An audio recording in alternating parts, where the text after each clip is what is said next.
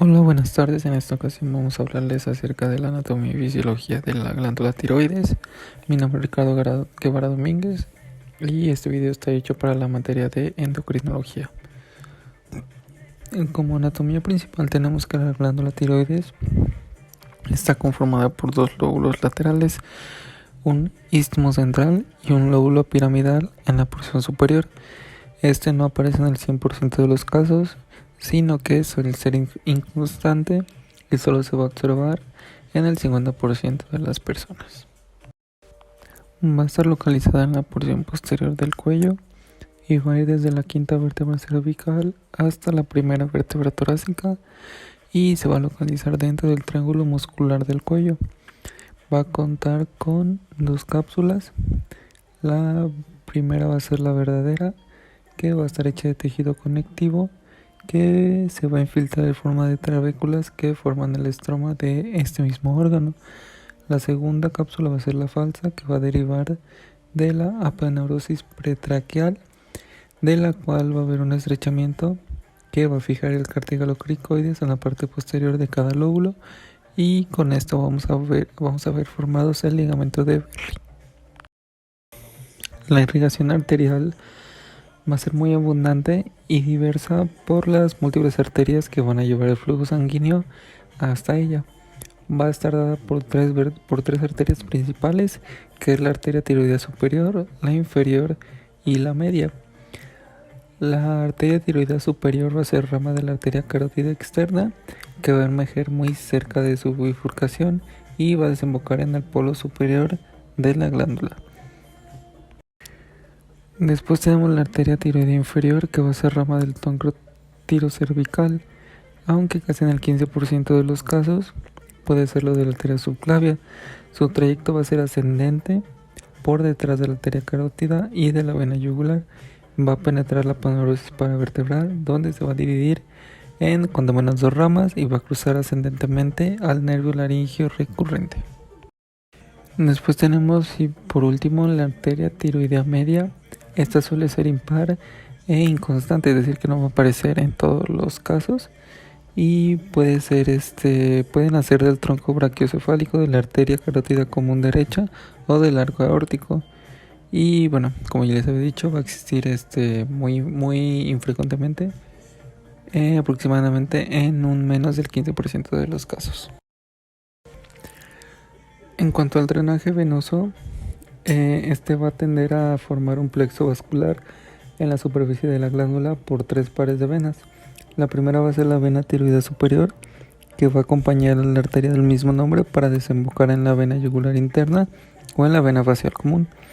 La segunda es la vena tiroidea media, que puede estar ausente o en ocasiones suele ser doble y nace en la superficie lateral de la glándula, cruza la arteria carótida común y va a desembocar en la vena yugular interna. La tercera es la vena tiroidea inferior.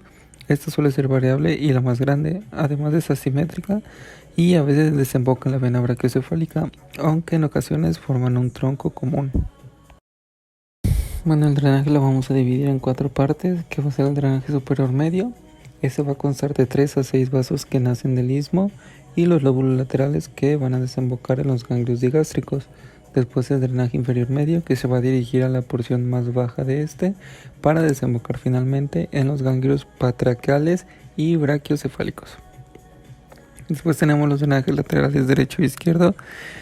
Estos van a nacer de cada borde lateral y siguen hacia la vena carotidia para terminar en la cadena yugular interna. Por último tenemos el drenaje posterior. Este va a nacer en la superficie medial y superior de los lóbulos laterales para drenar por último en los ganglios cercanos al nervio laringio recurrente.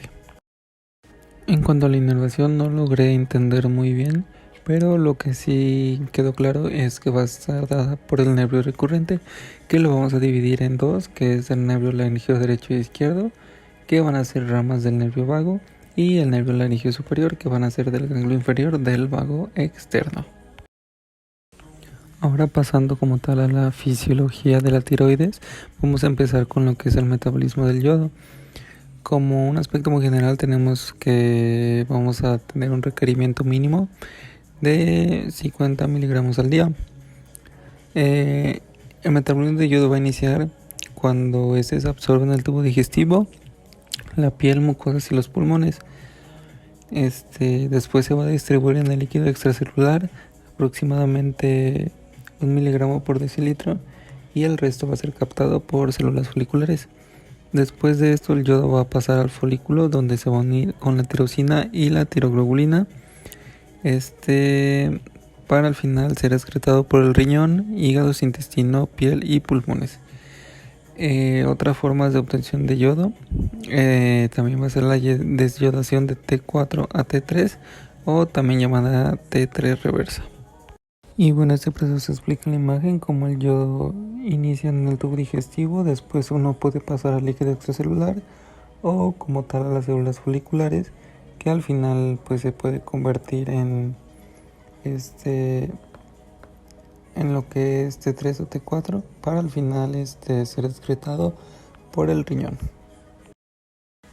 En cuanto a la producción de hormonas tiroideas, vamos a tener dos mecanismos. El primero es el mecanismo de retroalimentación, en el que el TRH va a contener células que poseen desayudasa tipo 2, que va a ayudar a convertir el T4 en T3, y esto va a intervenir en la síntesis del TRH con una vida media de 5 minutos y secreción pulsátil. La secreción de esto se va a ver favorecida por la disminución de la concentración de las hormonas tiroideas y se va a ver inhibida por el aumento de las mismas. El efecto principal va a ser sobre las células tirótropas, a las que se les va a unir a través de su receptor para después producir la síntesis y liberación de la TSH. Pasando como tal a la síntesis de hormonas tiroideas, vamos a tener que son 6 pasos principales. El primero, que es la captación de yodo. Ese va a realizar mediante un gradiente químico y eléctrico en cotransporte con el sodio, en la cual se va a hacer la captación que se efectúa por medio de la TSH que se vio en la diapositiva pasada. El segundo paso es la oxidación del yodo. Aquí se va a realizar en presencia de peróxido de hidrógeno por la enzima peroxidasa tiroidea.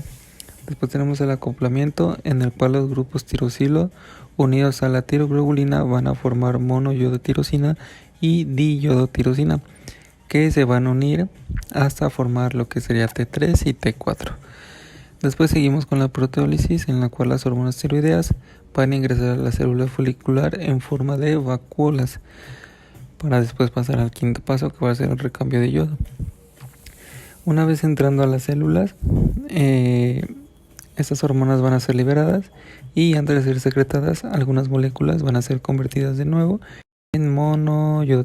Va a estar dado por la liberación de las hormonas fuera de la tiroides en la membrana basal, a través de los canales de la membrana hacia los capilares y de ahí hacia el organismo finalmente.